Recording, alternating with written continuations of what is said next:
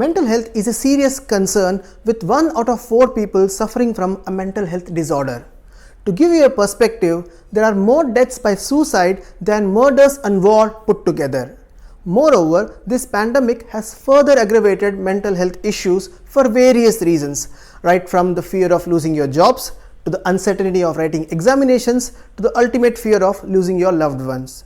Despite this, mental health continues to be neglected in India, mainly on social stigma and on myths. Hi, I am Anand Toshniwal, and on World Mental Health Day, I want to speak something positive.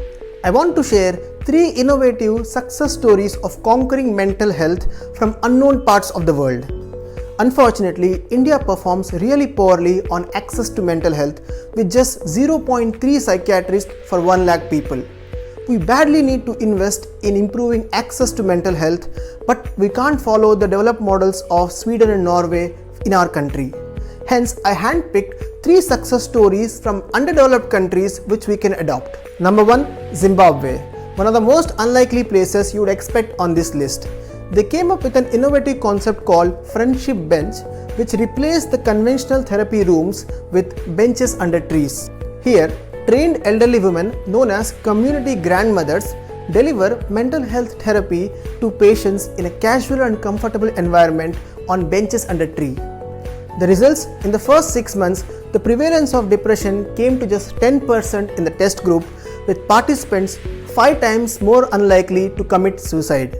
In the last 3 years, 700 such grandmothers were trained, who then serviced about 70,000 people.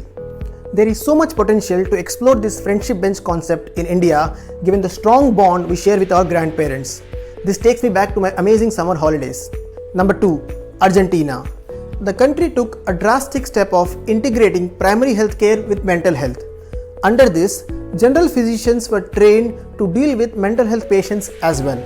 As a result, general physicians can take the lead on diagnosis and treatment of patients with less complex mental health issues, while the more complex ones were referred to mental health specialists. This approach led to all the patients being treated holistically, both on physical and mental health. The integration model has helped in reducing social stigma and increased demand for mental health. As a result, Argentina currently has world's highest psychologists per capita at 223 per 1 lakh people. Number 3, Vietnam. They adopted an innovative idea of training community healthcare workers on mental health. These healthcare workers could then coach and support families suffering from mental health, especially in rural areas. India has about 8 lakh community healthcare workers who act as a bridge between rural India and primary healthcare. These healthcare workers could also be trained on similar lines of Vietnam, so that we could provide mental health access in rural India and help farmers from suicides. Apart from these national level initiatives, we at our individual level can also do a lot to help spread mental health awareness.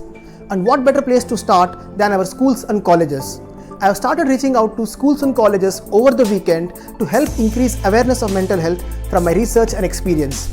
Trust me, it doesn't take a lot. Just 1 hour less of Netflixing on the weekend. In conclusion, unless we take responsibility and act on it now, by 2030, depression alone is likely to be the 2nd highest cause of disease burden. Someone rightly said, the degree of responsibility you take determines the amount of impact you can create. Thanks for watching, and please share this video to increase awareness of mental health.